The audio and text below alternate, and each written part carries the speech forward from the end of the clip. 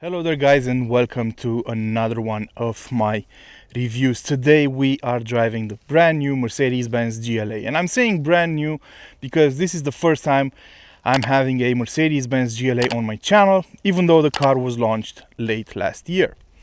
And the GLA comes with a couple of nice features, and it's a drastic improvement compared to the predecessor, because the first generation GLA didn't sell all that great. The biggest of the reasons being that it was rather compact, rather small, and couldn't keep up with its main rivals like the BMW X1 or the Audi Q3. So, for the new generation, Mercedes learned its lesson, put everything down, and created a car that really surprised me. But I'm gonna tell you a bit more about that later on. Now, in terms of the technical side of things, this car is based on the same platform as the A-Class, the CLA, the A Sedan, the B-Class, and so on. So it has a front-wheel drive chassis underneath with a transversely mounted engine under the hood. And you can see familiar shapes all around it.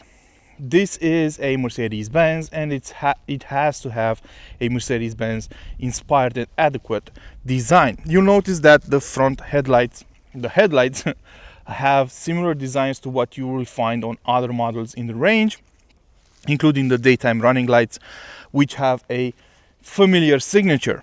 We have the multi-beam LED headlamps on this car, which are pretty good at night. They are adaptive and they create a very good sense of safety when driving at night outside the city limits.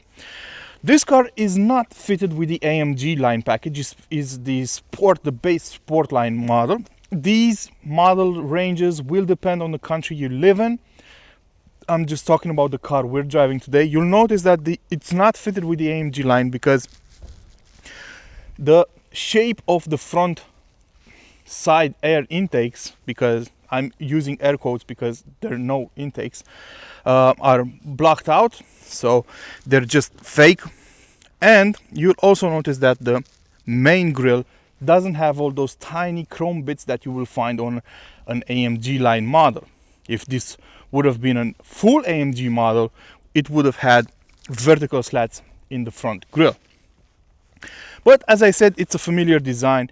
From the sides, you will notice, especially compared to the previous model, how tall the car got, how tall the greenhouse is, and that offers a lot more space inside.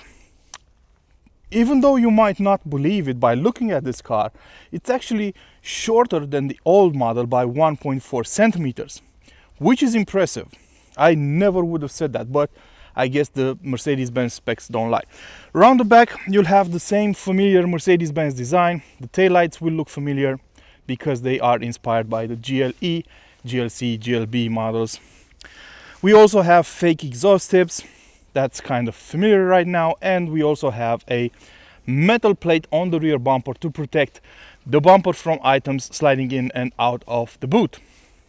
Speaking about the boot, it has 435 liters of space and an adjustable floor. You can raise it or lower it depending on your needs.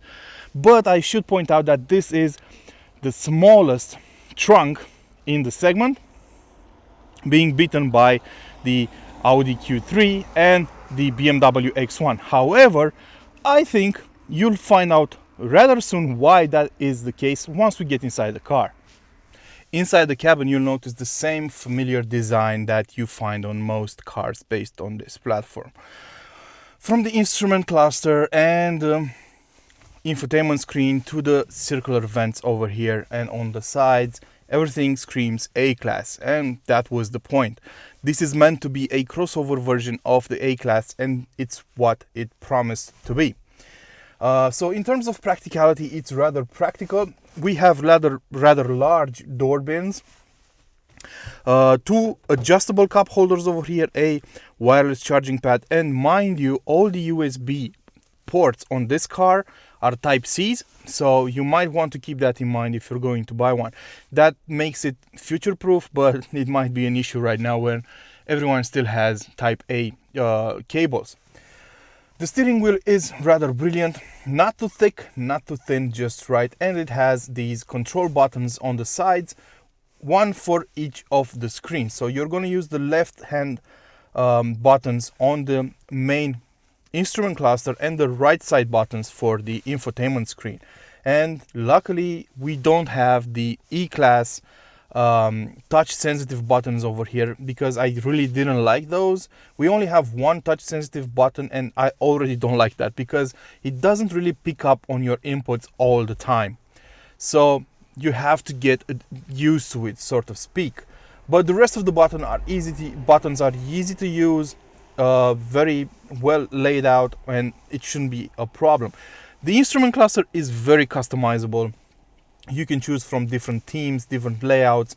It has way too much info for whatever needs you might have. The infotainment system is also brilliant, easy to use. You have this touchpad over here that really helps you out. There is a learning curve, but it looks great, has plenty of info. And since this is a touchscreen, you can easily use your fingers to adjust various settings. Now, I should point out that this touchscreen frenzy that is taking over the world in terms of interior designs is rather distracting. So whenever you're going to use this screen, you're going to take your eyes off the road, and it is distracting, so you might want to be careful. We also have the HVAC controls over here. Nothing extraordinary to talk about.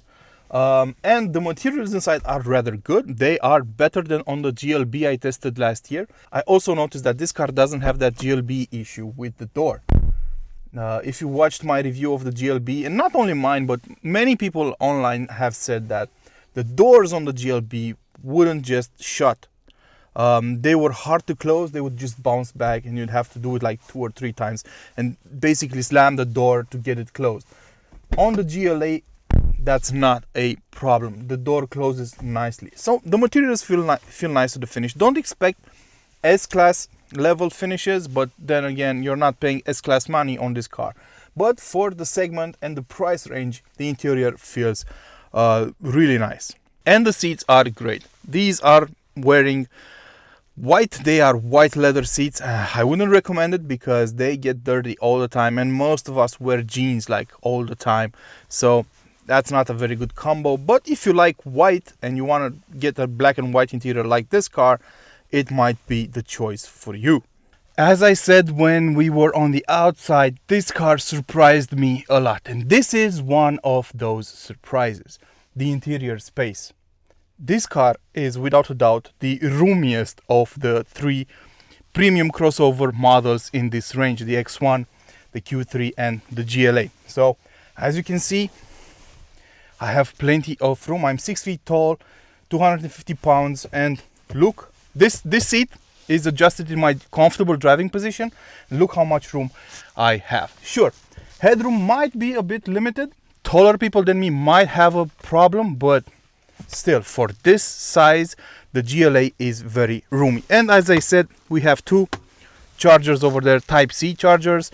I don't know if you're going to be able to fit 3 adults in the back because the width isn't awesome, but if they're on the more compact side of things, they might fit. Children will have absolutely no problem. And we have ISO anchor points over here. No issues whatsoever. The material quality is the same as in the front. And this window isn't too small, isn't too big, just right in order not to give you a claustrophobic feeling. So overall, I really like the GLA, and I understand now why.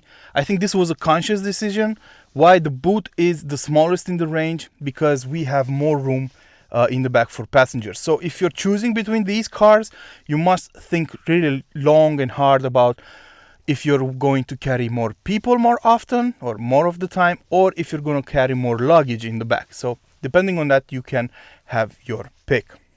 What about the technical side of things, and what about driving this car? Well, as I said already, the GLA is based on the A-Class platform, and it shares it with a lot of other cars, all of them having the engine mounted transversely. So that means you need a different kind of gearbox, not the 9-speed gearbox that's basically famous right now in Mercedes-Benz's ranks.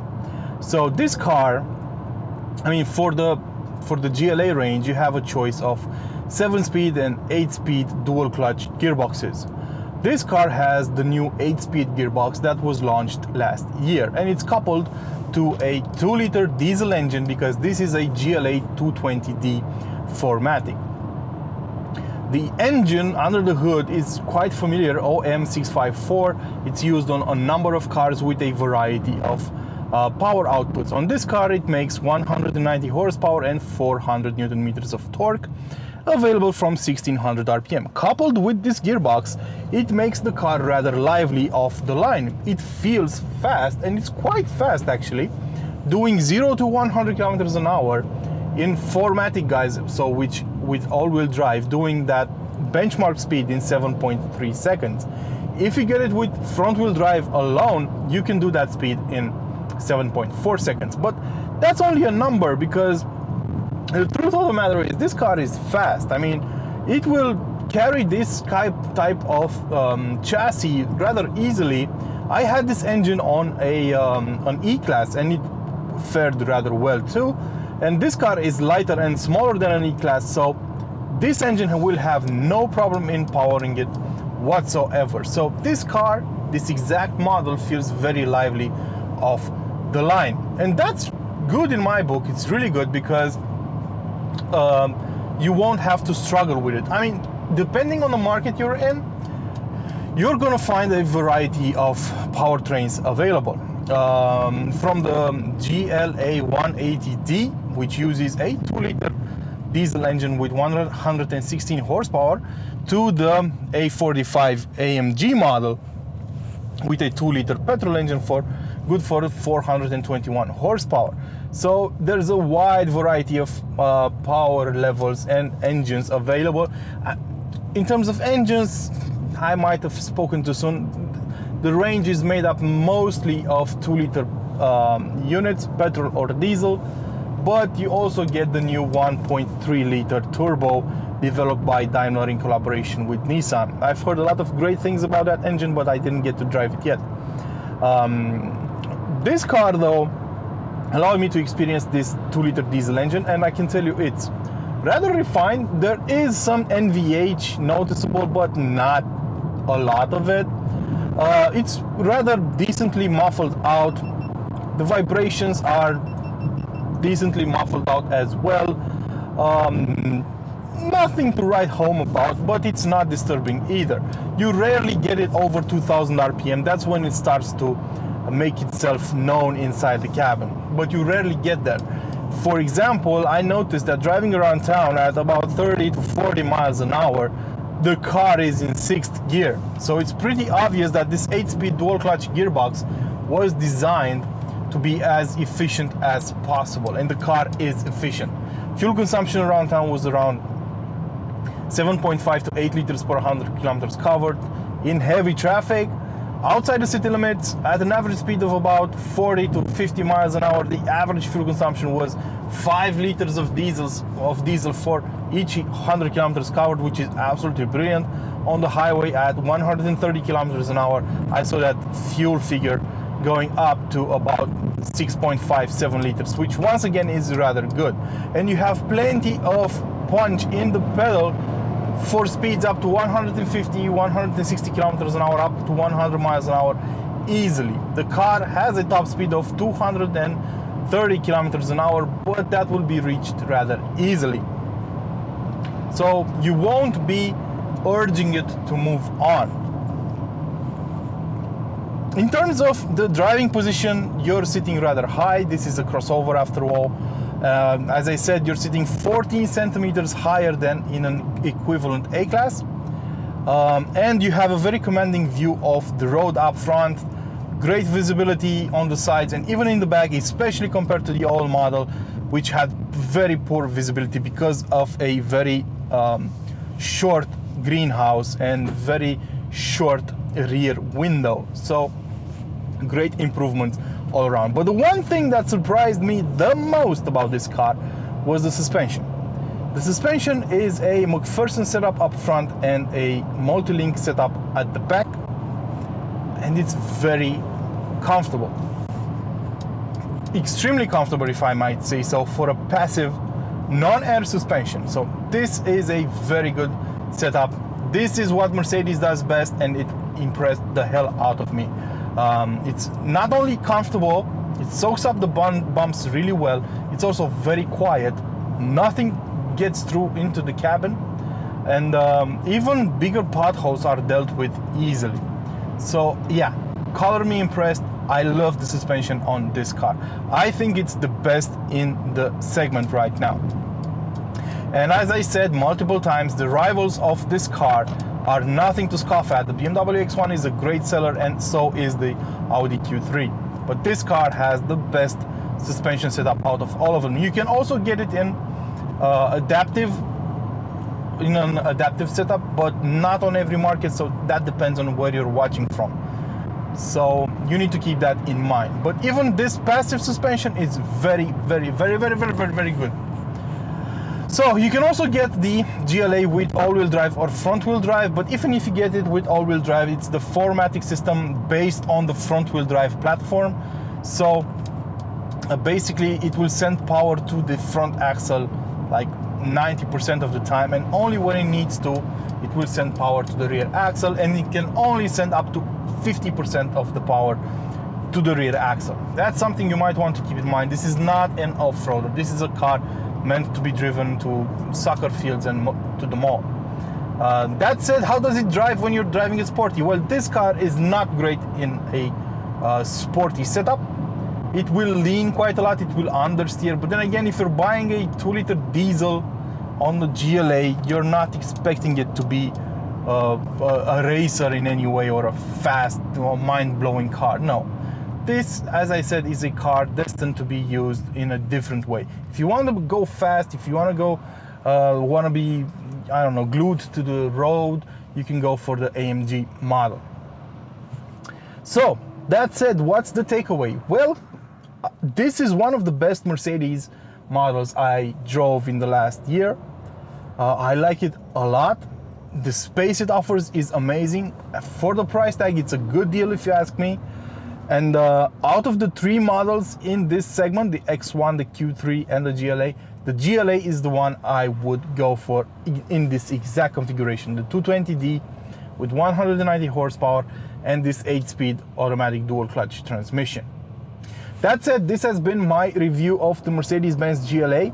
I hope you guys enjoyed it. If you have any additional questions, just drop them in the comment section below. Don't forget to like, share, and of course, subscribe to keep this channel alive. Until next time, don't forget to feed your passions.